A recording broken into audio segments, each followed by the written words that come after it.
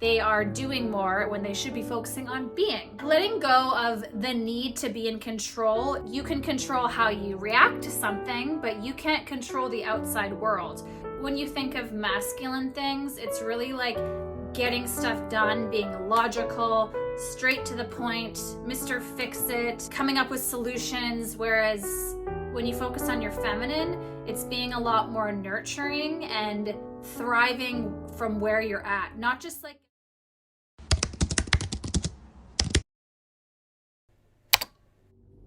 Hey guys, welcome to Self-Care Sundays with Sophia, where we talk about self-love, self-growth, and everything in between. Today's video, we're going to be talking about how to focus on your feminine qualities and release your masculine qualities.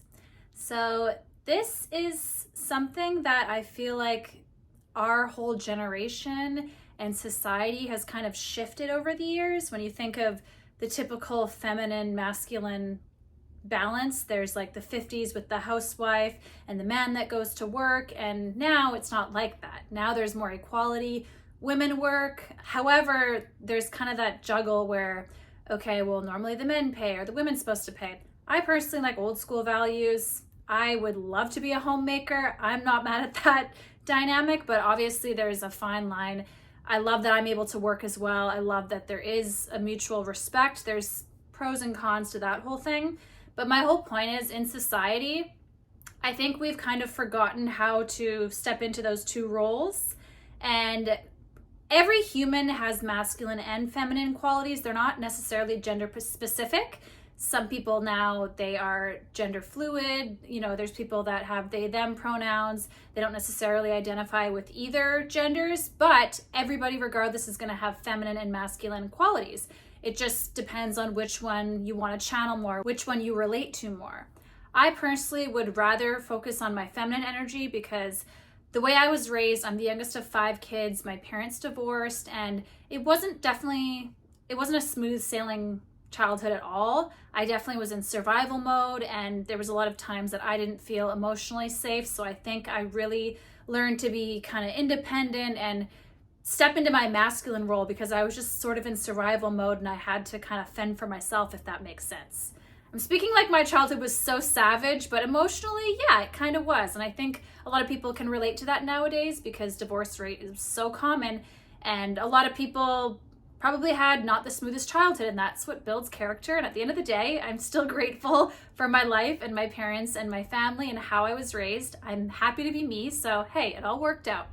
But the point is, I definitely learned how to be into my masculine a lot more because I was sort of just doing for myself. And the whole soul of femininity is being, whereas masculine is doing.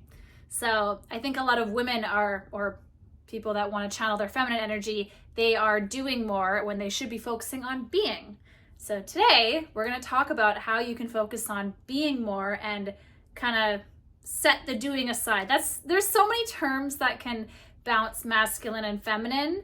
It's yin and yang. It's such a fun balance, and I love talking about this topic, and I love channeling this energy. I'm actually going on a date tonight.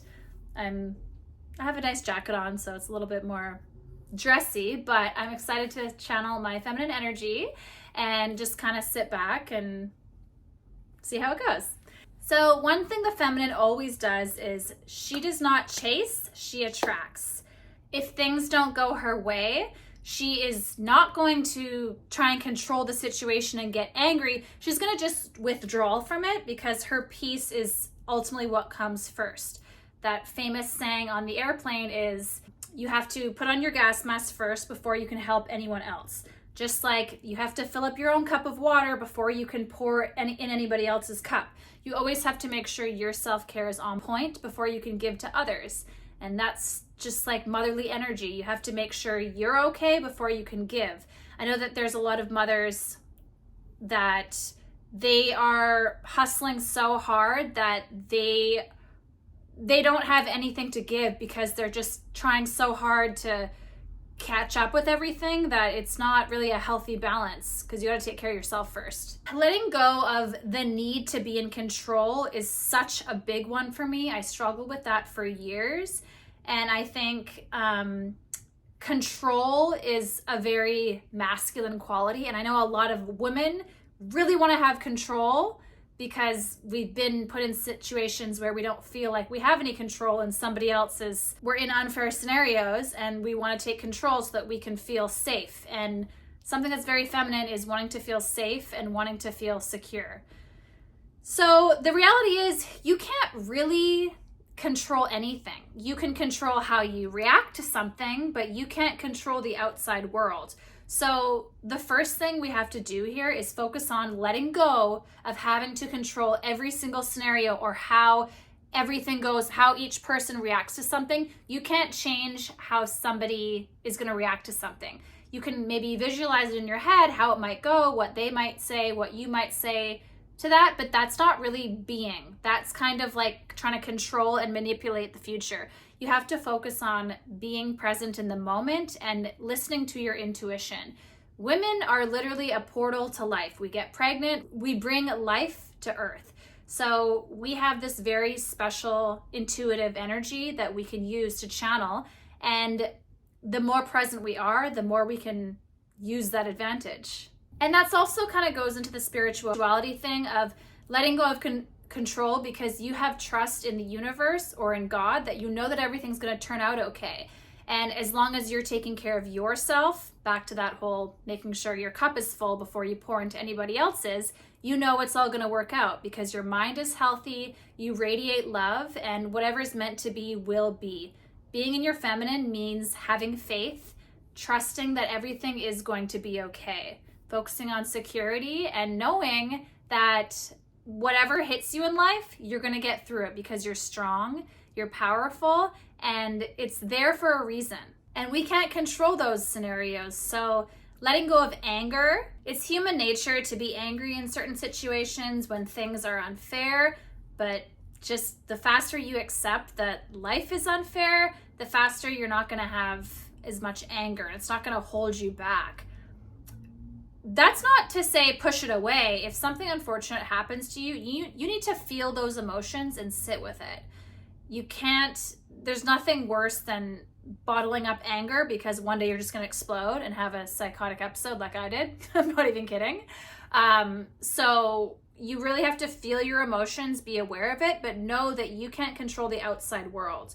So the faster that you accept that and you just sit in your emotions and get really spiritual with your emotions. If you are struggling with anger, going to therapy is something that I am so passionate about. And if you don't have access or the funds to a therapist, journaling or speaking to a loved one, talking it out is so powerful because you got to let the emotions come in and go through you, and you just got to let them pass by.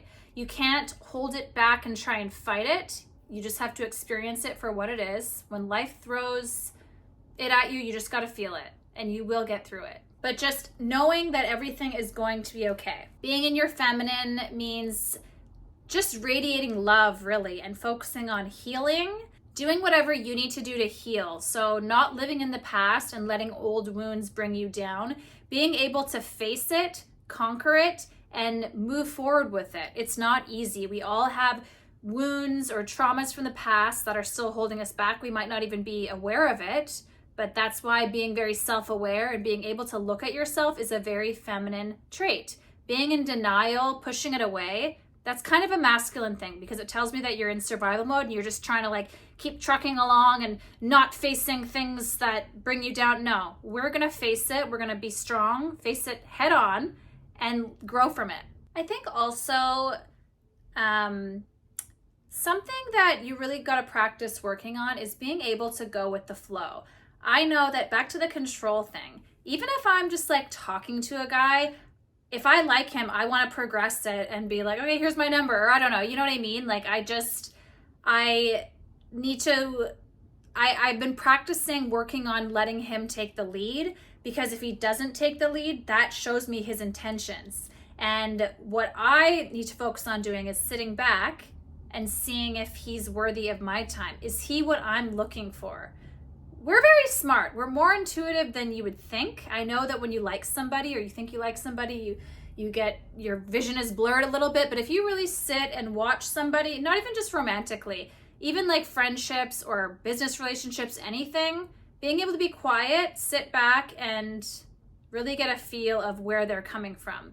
Because if you spend your whole time blabbing and talking and just doing, you're not going to be able to see what the other person is there for. So being able to be silent, confidently silent, is a very feminine thing to do. It's actually so relieving when you think about it. I just my whole life felt like I had to be loud and prove my worth and be this big character and be the center of the tension and life of the party. And in reality, I don't have to prove anything to anyone except for myself, really. As long as I'm happy and I feel good, that's all that matters. I'm the only one experiencing it. This may sound selfish, but it's not. We're in an era of self-care, and we're not doing the whole tire yourself out just to serve others. No, take care of yourself. Everybody else can do their own thing. What you need to do is just focus on how you're feeling and if you're living your best life, because nobody else is going to do that for you. I think when you think of masculine things, it's really like getting stuff done, being logical, straight to the point, Mr. Fix-It, coming up with solutions, whereas when you focus on your feminine, it's being a lot more nurturing and thriving from where you're at. Not just like getting the job done and slapping it and moving on. Actually thriving and, for example, having your home, making your home a home. Having a warm environment and lighting that candle. Doing that extra, getting that nice painting piece on the wall. Things like that to make you thrive in your environment is focusing on your feminine energy. And using your femininity as your superpower is anything that's creative like that is so, it's just going to make you excel in where you're at. Yes, we need to get things done, but we want to be the best at what we're doing. So giving that extra attention and care is going to make you succeed and be so much happier in life, not just in your work or in your creativity, just with relationships, nurturing those relationships. How can I make it better? Just wanting to talk things out is so healthy, and I'm such a big journaler. I think just writing out all of your emotions and looking at it is such a superpower. Okay, I'm gonna read out a list of masculine and feminine qualities. I love hearing these on videos and reading these online because it just kind of gives you a true feel and reminder of which is which and maybe which one are you channeling right now. So, okay, masculine. Strong, controlled, focused, powerful, centered, purpose-driven, loves a challenge / competition, single task oriented, problem solver, wants freedom and release, makes big things small, forgets, needs admiration and appreciation, wants to be needed and respected. And the intimacy killer, being criticized, controlled, or shut out. You can think of the many times, and you think about like naggy wives or a woman that's not the cool girl or she's not light or fun. That makes sense because, yeah, men just want to be respected. They don't want to be put down. They want to feel like the man. So I love that. Okay, so to the feminine side now. Free, flowing, open, radiant, wild, destructive. I don't know about that one. Emotion-driven, seeks and gives love, nurturer, multitasker, diffused awareness, wants to fill up, gather, talk, vent, makes small things big, remembers, needs reassurance and attention, wants trust, connection, and praised.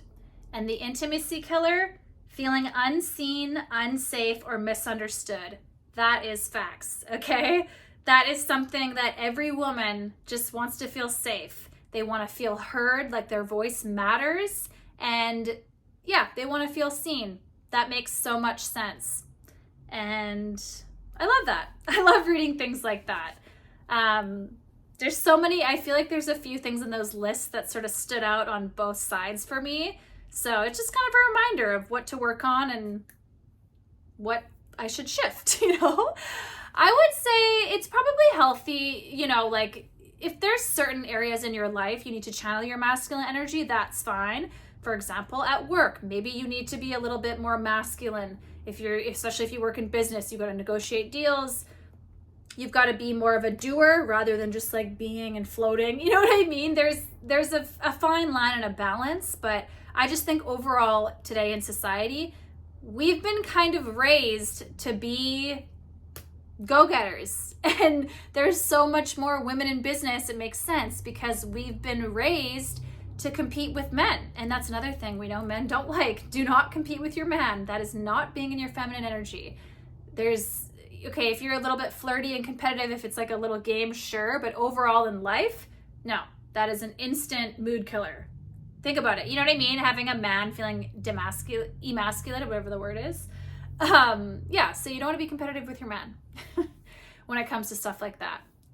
And men, if there's a very rare chance there's a man watching this right now, but if you're stuck beside your girlfriend watching this, always make sure that your woman feels safe, feels heard and seen. I love that so much. That's all I could really ask for, is to know that I'm emotionally safe, physically safe, and financially safe. That is the dream. We just want to feel safe so that we can live our best life and lift you up and treat you like a king. And obviously, so we can sit in our queen energy and be the high value woman that we are. Okay, I'm gonna wrap up this video. Thank you so much for watching. I'm Sophia. You can find me on all my social medias at Sophia Pearson. We'll see you guys next week on Self-Care Sundays with Sophia. Bye.